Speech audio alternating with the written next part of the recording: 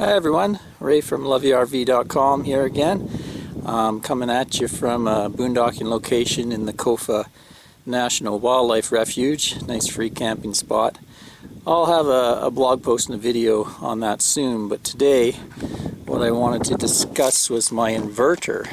I have a 1,000 watt inverter in the rig, and I did a video of it a long time ago when I first installed it, so I thought I'd do a little update video. There's been some confusion about how I installed it and a lot of questions about installing inverters, so I thought I'd go over what type of inverter I have, why I installed it the way I did, and maybe some options for installing it different ways. So it's a what they call a Motormaster Eliminator 1000 watt inverter. That's a Canadian Tire brand from Canada. In the US, I believe this is called an N-Power from Northern Tool. So I've had this inverter almost 5 years now, and we use it a bunch. It actually constantly powers my wife's iMac computer when she's using it. I'd rather actually have it powered off this inverter than most campground power systems. It's very reliable. It's what they call a pure sine wave or true sine wave inverter versus a modified sine wave, so it gives out a cleaner sine wave than the modified, which is more of a square wave, kind of technical mumbo jumbo, but it just means it's very safe for even your most sensitive electronics, although it is a little more expensive. The true sine waves run a little bit more. So this one cost me, I think it was about $249 when I bought it. So why did I only go with 1,000 watt? A lot of people go with a 2,000 watt. Usually people are going to go with a 2,000 watt if they want to run a microwave. Microwave a lot of times draws 1,200 watts, maybe 1,500 watts. So I can't run my microwave off of this unit, but I decided a long time ago I don't care to run the microwave when I'm off grid. I don't need to run a toaster or any high draw items like that. We mainly want our inverter so that we can power our computers and we can charge up all our camera batteries, run all our chargers, and run our LCD TV. So even this 1,000 watts is probably more than enough for that. I probably could have got away with even a 300 watt inverter. But I like to have a little bit of overhead in case I ever want to run some power tools. I also have a small shop vac I like to run in there. Just makes it a little convenient to have a 1,000 watt inverter. So that's why I went with this size. Also, by going with this size, I don't need as much battery power. Once you get up to 2,000 or 3,000 watts, you definitely need a big bank of batteries.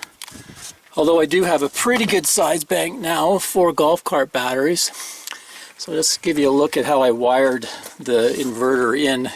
There's the DC input of the inverter hooks straight to your batteries. That's the reason I mounted it way up at the front here in the front storage compartment. It's because you want it really close to your battery bank so that you can use as short of wires from the batteries to the input of the inverter as you can. So you can see I have this 12 volt wire into my catastrophic fuse, and then there's a short wire goes up, and this is a circuit breaker, kind of a safety device like a fuse that's on the positive side of the wiring into my inverter. And so I chose an 80 amp circuit breaker there because 12 times 80 is 1,000, which is 1,000 watts, so it'll blow if I ever get too high on it. On the other side, I have the negative wire coming down and into my, this is my shunt for my meter, but then it goes straight through a heavy gauge to the negative side of my battery. So yeah, it's very short wires and simple input to the inverter. And that's how most people will wire it. They'll keep their inverter very close to their batteries. So the big thing comes to how to wire it into your AC power of your rig. Now I went with the simplest way possible. Let's see, if you look on the output of the inverter, there's two. Let me just unplug this wire here. First I'll turn it off there. So unplug this big cable. There you can see there's two outlets, AC outlets there. So you can run anything up to 1,000 watts by just simply plugging into the inverter itself. But that's going to be pretty hard when it's in this front storage bay. So what I've done is I basically installed myself a very elaborate extension cord with this cable here. You can see there's a plug on the end that I wired on. Now this cable I got at an electrical supply shop, and it's waterproof, and it's also armor plated underneath. It's a wrapped steel plating, and it's also a heavy duty three conductor cable. So that stays plugged into my inverter here, and then I fished it through the bottom of the rig. There's a lot of places the wiring goes through the bottom, and drilled a hole up into the living area and ran the other end of this cable into a outlet. And I bought a really high quality hospital outlet, has a red plug on it. I'll show you that later. And basically it's just a very fancy extension cord. I've had some people get confused about exactly what I did there, but that's how it's wired, and that's about as simple as you can get. We have basically one outlet in the rig, so when this is powered up, we have AC power out to that outlet. The outlet is situated right near our TV and right near our computers, and then I just run one extension cord to the back of the rig where my computer is. And that makes it super easy. It's totally isolated from any other circuits in the rig. Okay, so I hope you understand that as being the simplest way to hook up the inverter to the rig. Just basically an extension cord into the rig. So what if you want to run all your outlets? A lot of people always want to have all their outlets powered up. So there's two ways to do that. A very simple way would be to plug the rig's power cord into the inverter, and what you would need, like mine's a 30 amp, so I would need an adapter like this to go to what's on the output of the inverter is a 20 amp type outlet. I'd have to go to a 30, so I'd simply plug that into one of the outlets on the inverter like that, and then I could take the power cord from my rig. It actually reaches all the way into here from the other end, and I would plug that in to the inverter. Let's see if we can get her in there.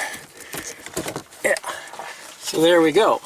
Now the batteries are powering the inverter, and the AC is coming out of the inverter, and it would just act like I'm plugged into the RV park with the power.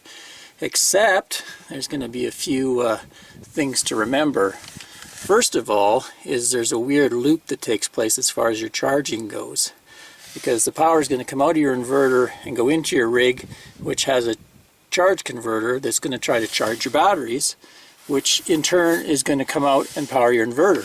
So you have this weird loop that takes place, and every time the power goes through that loop, because of losses in the inverter and the converter and the wiring, you're going to be losing battery power, and in no time your batteries would be dead.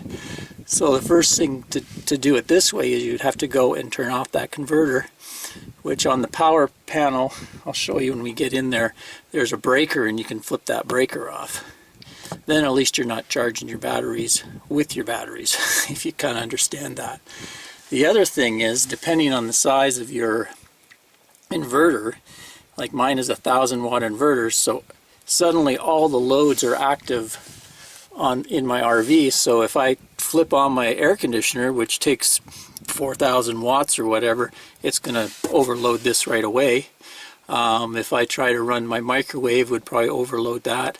If I had my fridge, if I didn't have it on propane and I had it on electric, it draws 375 watts, so it would run it, but running 375 watts, it would drain my batteries very quick. So there'd be all these switches to remember to turn off, so I find that kind of impractical to do, but it can be done. Okay, and the second way you could run all the plugs and appliances in your rig off the inverter would be to actually wire the inverter, the output of the inverter, wire directly into your the panel in your electrical center in your RV. So you would run a wire to the other end, and usually what people use is what's called a transfer switch. And what that is when you're on campground or shore power, it would switch to that, but when you're off and you switch to your inverter, it would automatically switch to that, or some people have a built-in generator. So it starts to get very technical unless you're really up on wiring and know all the codes and stuff. You'd have to hire an electrician or an certified RV technician to wire all that in properly. Also, there's the cost of the transfer switch, things like that. So if you wired it in with a transfer switch directly into your RV's wiring, you'd still have the same issues where you'd have to turn off breakers and stuff like that. So then there's even a more elaborate way people do it, is they get what's called a sub panel, and they move different breakers into the sub panel so that the inverter can only run loads that it can handle, and the other bigger loads can only be run on park power. So basically what I'm saying is it gets very complex and beyond what I'm going to explain here. I'm just sort of telling you why I wired my inverter in the way I did. It kind of boils down to simplicity and cost. It was a simple way to do it. It meets our needs, and it was low cost. This was about like $249 or so, and beyond that it was just some cabling and a box, so it meets our needs. So I'll go in and show you how we use it inside the rig there. So here we are inside. Don't wake up or anything, Beagle. And down here you can see this is my entertainment center. Got our big TV there and our stereo system and stuff. So down below that is where I installed the outlet from the inverter. So like I said, that's just that armored waterproof cable went below the rig, and there was a nice pathway I found coming up into this area because the manufacturer had run the wires for the TV and the stereo and stuff. So I just followed their route through, and then cut a hole in this little paneling and installed my power plug, and beside it is the on-off switch. It has a remote on-off, so I can turn the inverter on-off if I choose. So the other reason I installed it there is one of the main things was to power Anne's big iMac computer. So what we do is we just hook up an extension cord, run it into the slide, and then she just plugs her iMac into that, and anything else she needs to plug in back there.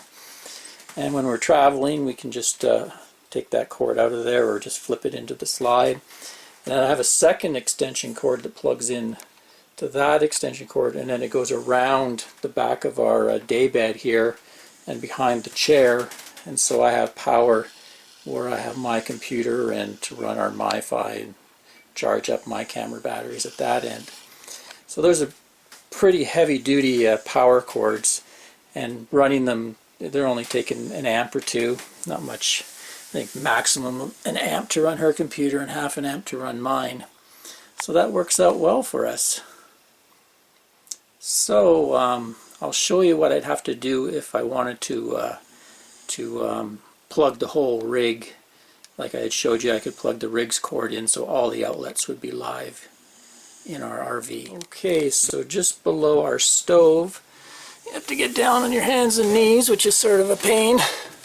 But you can see in here is our power center, and it has a bunch of breakers. One marked converter here, so I would have to switch that off. I would switch the water heater off. I would switch the microwave off and the AC off. Then when I plug it in, the only circuits being live would be the general plugs and what they call the GFCI plugs. Those are the extra protected ones around the kitchen and the bathroom. Yeah, so it'd be kind of a pain, but I could, power all my plugs if I wanted to. Well, I hope that clears up a few things for folks. They were wondering exactly how that inverter was wired in, and and how we use it. I know when I did my initial video I didn't explain it too thoroughly. As far as safety goes, I have, you know, it fused on the input, and I also have a major catastrophic fuse on my battery side. On the AC side, the inverter itself has an automatic shutdown, short circuit shutdown, or overload shutdown, so I don't really need an extra breaker or anything on that side. Future things, I may install another outlet in the bedroom, because the actual inverter has two outlets on it, so I might, and the bedroom's right above here, so I think I might put a plug in the bedroom somewhere. Some people, what they'll do is they'll wire in a junction box, and then they can, or a sub panel, and then they can wire in a bunch of inverter plugs. Seen that done, so you have a totally separate system for when you're off grid.